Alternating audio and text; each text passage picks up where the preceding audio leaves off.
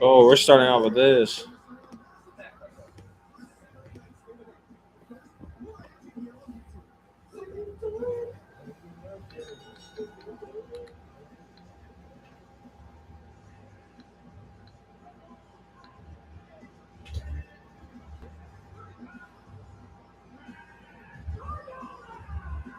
The action started out here on YouTube. He's not finished, and he's always ready for more.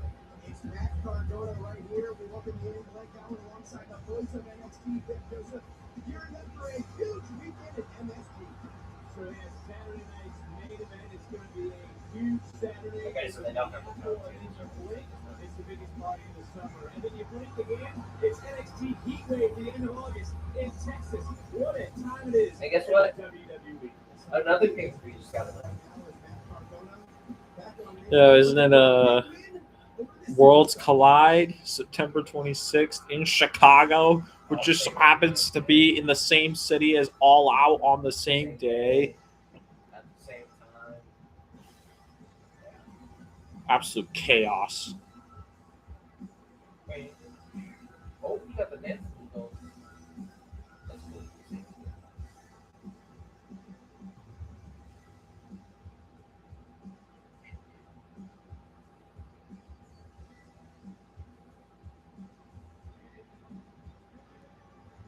You know the funny thing? The internet's probably gonna go crazy that Ricky says that. They're gonna be like, oh my god, he's only got demoted. Stuff like that. What the? Say that, you know, again, after everything that went on in the United States Championship match. You never said, right? Yeah, I did see that. Like they cut out.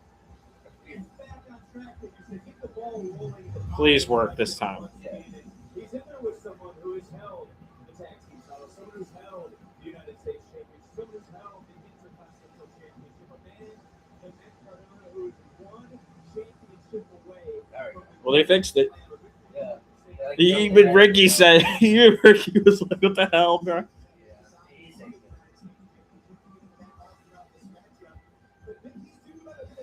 Hey, man. This is basically Ricky Saints having a dark match. People are gonna freak out about it. I swear. I can bet. There's gonna be someone like, "Oh my god, Ricky Saints is going on limit, man." It's not the worst thing in the world. Huh? It's not the worst thing in the world. Yeah, bro. Main event is basically just dark matches, but if they were televised. Plus, it gives some reps. Yeah. One also gives them something to do if they're not booked on SmackDown. I'll tell you who is first. I'll tell you who is first. J.E. McDonough, and we're going to see that this Saturday at Madison Square Garden Saturday night. Hey. Yes. How are we feeling about the Saturday night's main event card? Not gonna lie, it looks weak, to be honest, on paper. Because, like, other than maybe the tag match, which I think is gonna be, actually, I don't know about the Punk and Cody against Gunther and Sammy. Okay, I'm serious, because when you look at that tag match on paper, it should be great, but I have a feeling WWE is gonna mess that up. Bayley and Myra, I already know who's taking it. Bayley and Myra, I think is fine. I think Bayley and Myra is going to be like the match of the night. Yeah, that's going to be an incredible match. But every other match, I feel like is going to be, like Punk and Cody against Gunther and Sammy. Like, if they just let them cook for 20 plus minutes without any like sort of crazy shenanigans. Like 20 plus, it's gonna be like 15 though, because it's all main eventers. I know who's taking the pin. Who's Sammy? Yeah, I already know how it's gonna end. I It's gonna be a great match. wonder if Gunther and Sammy are going to win this match. I could see it because Gunther is going to be busy with Nick Aldis at SummerSlam. So why would he win the match? I don't know. Sammy's not even on the card. I don't know. I would say Gunther would face Nick Aldis at SummerSlam. Sammy, I feel like, is going to sneak into that match with Cody and Punk. I have a feeling he's going to sneak in. Because if they have nothing for Sammy at SummerSlam, I think that's ludicrous. I think they're going to have him sneak into the match between Punk and Cody for the undisputed WWE Championship. You know he's gonna do it. Maybe face Johnny Gargano. I don't know. That's a possibility. Hey, no. I know how it's gonna end. Sammy's gonna get pinned. Nick Aldis is gonna take out Gunther to get like revenge, and then that's gonna basically confirm the match for SummerSlam. Then Cody and Punk are gonna win, and then they're gonna move on to their thing at SummerSlam. Also, I want to point out. Oh, hold on. Basket it. Basket it. I want to point something out. Every single time there's a Saturday night's main event, you always say the card looks weak. I didn't say the. Did I say that the card? Yes, you did say the card looks weak in May. Okay, sure. What about the one in January? I don't think I said that for January because January looked like it looking really good. You said it about Saturday night's main event before that. You say it about almost every Saturday night's main event. Well, that's because they treat Saturday night's main event like a glorified like house show, and then That's literally exactly what just said. For one, it's not even close to being a house show. I'm just looking at quality. Now, don't get me wrong, the May one was actually really good because the 6-woman tag was great. Penta and Ethan. I had no doubts that Penta and Ethan was going to be a great match. Should have been the main event, though. January, hell, the first one that they did when they brought it back. The first one was fine. I didn't have a problem with The the one first that one. had Sheamus and Braun Breaker. That was good. That was good. See, almost every Saturday night's main event is actually pretty good. The one with John Cena and R-Truth was fun. I can't lie. That one, I can agree, that one was good because The of only real the one in Atlanta. The only real bad ones was the one in November with Cody and Drew, and the one with Gunther and Cody. That one. That's it. People criticize the one in Tampa, but I like the one in Tampa. The Tampa one I actually like. But yeah, but the best one so far is January. May was good, but not as good as the one in January. July, I feel like is gonna be the weakest one. May would have been better. May would have been better if Becky and Soul actually had a match. True. Oh, girl, Cardona. Did you say that you think? Did you say that you think this one is gonna be the weakest one? I have a feeling it's gonna be the weakest one. I just have a feeling No. because, like, And I know it's not gonna be the weakest one. think about it. Well, I feel like it could be the weakest. Well, I don't know. We'll see because I know it won't. I don't know. We'll see because everyone said that the one in May of last year in Tampa was pretty weak, and yet we agreed that was good. Bronson Reed returned on the show. Truth and Cena was entertaining. Cody returned on the show. So there were, Well, even Jay and Logan was pretty solid. yeah. The one in Atlanta, I could agree, was not good. The one in November for Saturday Night's Main Event wasn't good. I have a feeling that this Saturday Night's Main Event is going to be criticized by people because of numerous things. Because look at the quality of the matches on the card. You have, well, first off, let's talk about Roman and Jalen Brunson. That one I don't know about.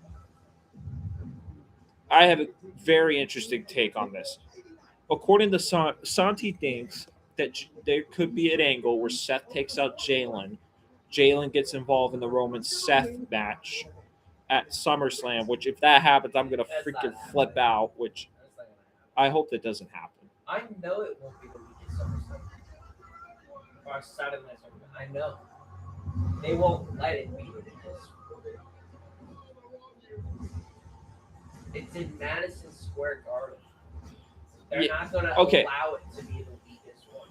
I want to know your opinion on something because every time they do a Madison Square Garden show, we could agree they deliver. Like the one they did last year in March was great. The one they did on your birthday was good. What did you think of the Monday Night Raw in Madison Square Garden earlier this year? That was pretty good. I don't know if I particularly was thrilled by it. The street fight, I think they could have done more with the street fight between the Vision and the Moose. That one was there just to set up in the Mania one. Kofi and Patterson was good. But you have to admit, it wasn't as good as the Brock and Oba. I can agree was the best part of the show.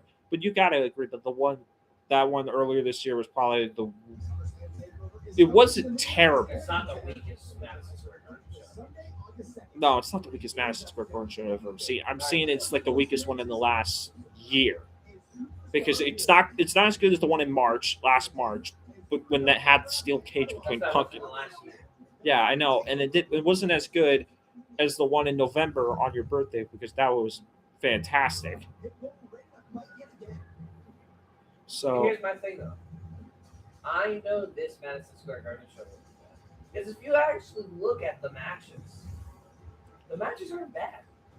And the one match that looked like it was going to be weak, they saved it. They have the Cody Punk versus Sami Zayn. That match is just going to be good no matter what. here's the thing that Plus, I already know Cody's Punk are going to win. Sami's going to get pinned. Nick Aldis is going to come in with Gunther, and they're going to have like a scuffle, leaving Sami alone for him to complain about stuff, right? And then women's tag team title match, it's going to be.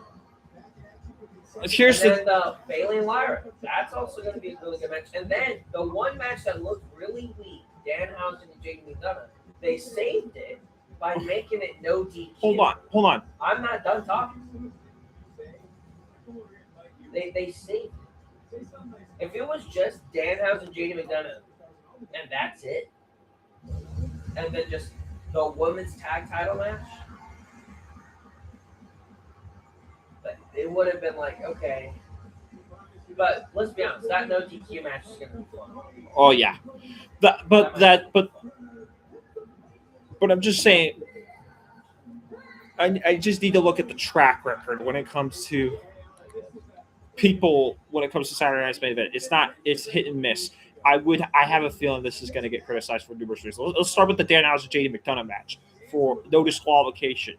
That one is going to be rated like a 5 or a 6. Although I think it's going to be really fun because of the all sorts of shenanigans that are going to take place in that no disqualification match. By the way, Thea, you are a lucky woman. Harlem Lewis, the new Evolved champion. That's not what we're talking about. We're not talking about what people are thinking. I'm saying. No, that's what I'm trying to talk about because I think we're gonna personally. I think this Saturday Night's main event is gonna surprise, maybe surprise people. I say maybe because you know how. 2 minutes ago, that it's going to be the weakest. Well, I should have reiterated. Sorry, I apologize.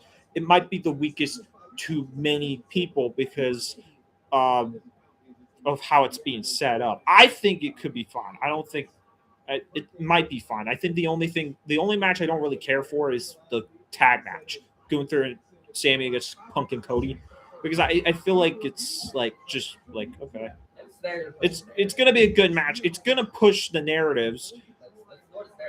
That's what it's there for, but it's not like something I'm particularly excited about. Danhausen and JD McDonough, I think it's just going to be bonkers. It's going to be fun as hell. You got Bailey and Lyra. That's just going to be a technical match. I wouldn't say technical masterpiece, but it could be a great match. It could be a potential match of the year contender. I don't really care. The women's tag title match, I'm not expecting it to be a classic. It's not going to wow. It's not going to be bad. It's not going to be great. It's not going to be great because of because Brie and Paige, when you look at their tag title reign overall, it's not been. They haven't had the greatest of matches. I mean, did you see their tag title defense against the Irresistible Forces? They had one, I think, with the Judgment Day, which I think was fine. They had one with Bailey and Lyra, which was fine. I don't know. I'm just saying. Excuse me? Yeah, but like, have they wowed you? In the Bailey Lyra one, they're getting progressively better. Yes, I agree with that. I agree with that. Not an actual tag. I think this one will be the best one because, and I'm not saying this because pure biasness. It's by default going to be the best one because they have more established chemistry. And on top of that, it's more unpredictable because. Well, no, they better win. I mean, like if Paige and Brie are winning, what do we do? They shouldn't even not won that non-title match a couple of weeks ago, but they did. Which hell, Paige shouldn't even have won that match against JCJ. That one was baffling to me. But do you know what's so crazy about that? All it took was for one of the members of Fatal Influence to win a match against one of those two to get a match, which is crazy.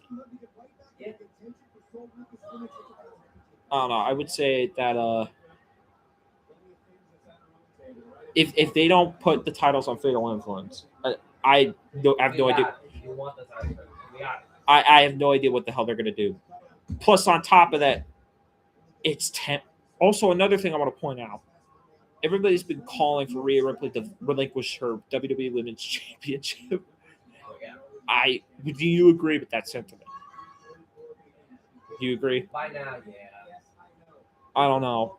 I think for me, once again, I'm playing like the long game here. I'm gonna play WWE's long game here. If Rhea Ripley is not booked for SummerSlam, like if Rhea Ripley is not booked for SummerSlam, I guarantee you have to relinquish the title. You have to strip her of the championship. I already told you the reason why they haven't done it yet. And it's because they're waiting to see if she'll make it.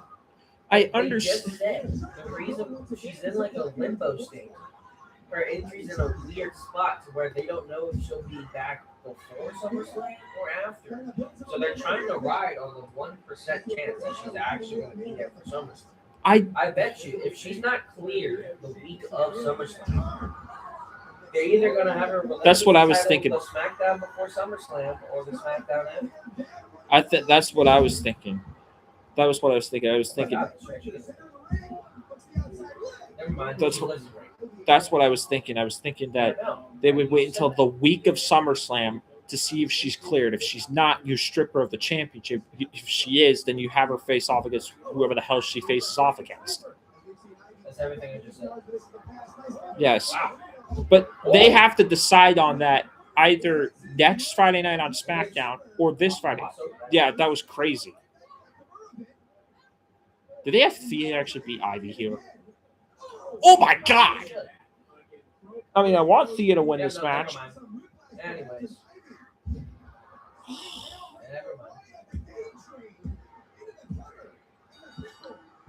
Poor Thea can't catch a break, bro. At least she's still in the Knockouts Television Championship tournament. Ivy for real just She beat Lizzie last week. Now she beat Thea Hail. Bro, I'm sorry, but like, what are we doing with Thea Hail? I feel bad for her because I'll admit it was an accident that Thea Hail won the Women's North American Championship, but they could have just let her take the. Huh? I know her history, bro. Yeah, it's just. I also hate the fact that after she lost the championship, she just gets relegated to basically no TV time. Pretty much a jobber at this point. Pretty much. To be fair, though, I wouldn't be worried. I mean, yeah, she's like 22, 23. That's the only thing that is giving me some hope about her because she's still young. She's still got a whole bunch of years left in her wrestling career. So, how do you feel about this? Should they have kept the War Games concept, or should they should have just scrapped it?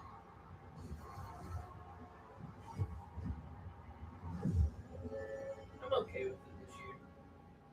I mean, I can see how War Games can be implemented this year because For the men, you have the bloodline stuff, and then for the women is very interesting. The women, honestly, at that point, just have the men's War Games. There's no point in having the women's War Games if you don't have an actual reason why to have the War Games. Unless you decide to have do the thing they do every year, just put a bunch of people that have rivalries together.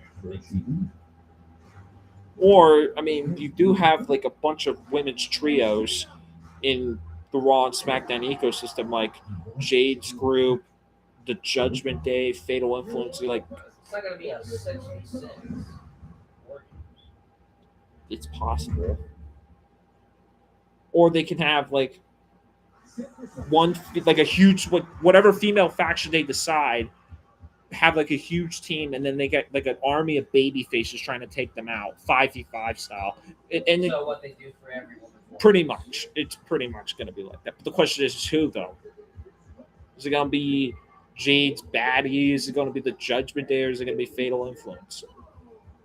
Definitely not Fatal Influence. No, if you were to ask me like 3 months ago, most likely Definitely not Judgment Day. It's probably just. it's probably gonna be Jade's Baddies. And I think I already pictured a team in my head: Jade's Baddies, Nia and Lash, against like Alexa, Tiffany, Charlotte. Chelsea, friggin' Alexa, Charlotte. Well, There you go. Although I don't know how I don't know how I would react with a storyline lasting so long, like pretty much the entirety of it's the not year. the first. It's not the first time. Not the first time. That's what they're gonna do with the Bloodline. Oh yeah, they've been doing It's it for gonna like be years. friggin' The Usos, Roman, and Jacob versus Same. Boys, Solo, LA Knight, somebody. Another person tag Tama and Tala. Maybe.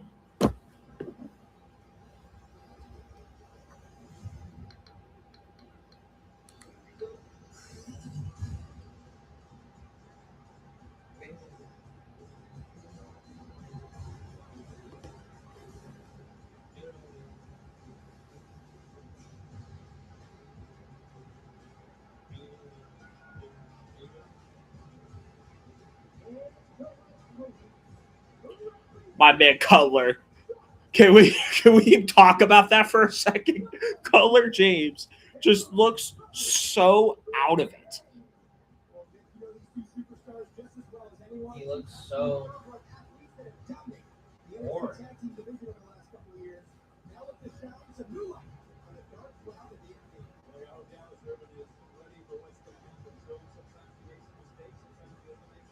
Dude, freaking Joaquin Wild's hair is an absolute.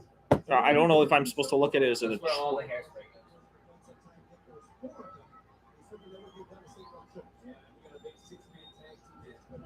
I swear to God. Here's that tour I've got the firm of movie. Yeah.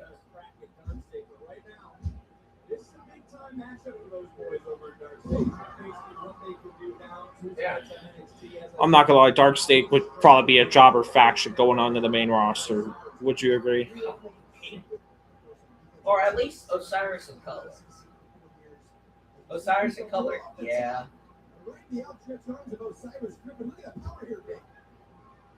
Well, I have a thing to talk about.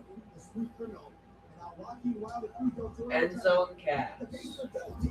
What about them? Let's talk about it. Do you think they're coming back as a team? I think they're coming back as a team. The question is, are they going to be taken seriously here? In this run? Here's the thing that's starting to make me mad a little bit. Why are we bringing back guys like Baron Corbin, Big Cass, and I Enzo? don't want to get Baron Corbin. I love Baron. I like Baron Corbin. It's just like we're gonna bring all those guys back, and yet we're gonna get rid of like New Day and Sheamus because we're giving them like cheaper contracts. I would have just kept the contracts the way it is and just. Bad business. How is it bad business? Technically, it's bad business. Like I get it, they're older and like. But it's not even that. They don't care how old you are. It's literally because they're paying them big money contracts when they're barely using them. That's what they're looking for. Like the New Day.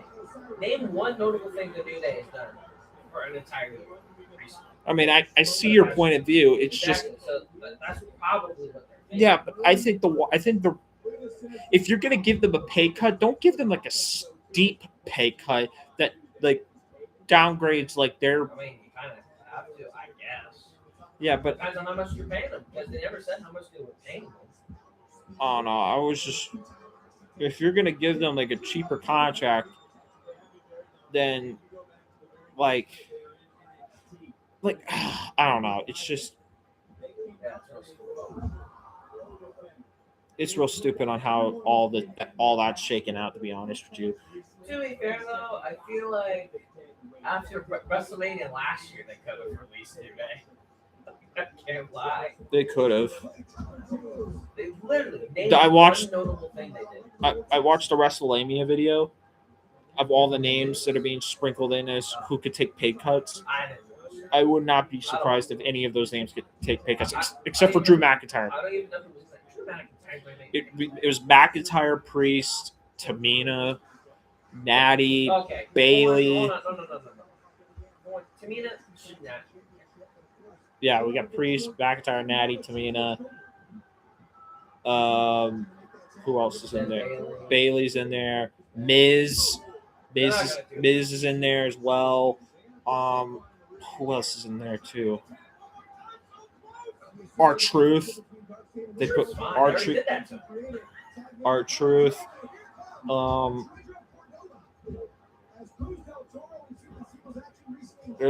I think there's like three other names that I'm forgetting. Not like. Yeah. I gotta think of the names.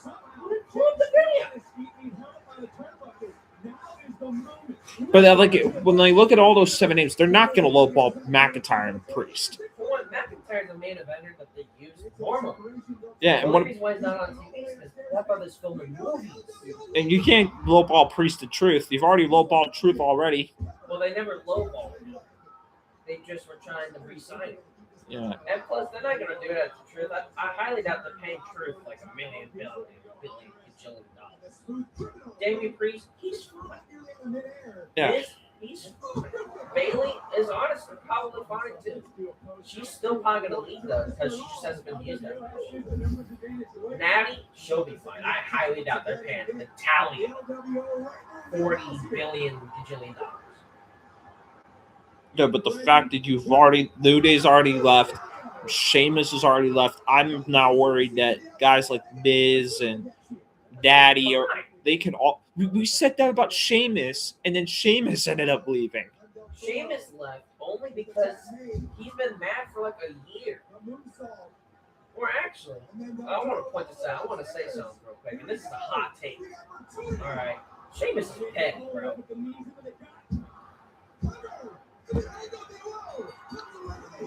Sheamus low-key petty, bro.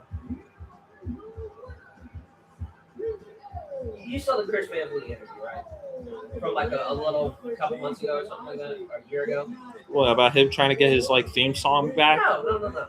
Sheamus said that since they didn't give him the match he was begging for at WrestleMania 40, he just decided to stop trying.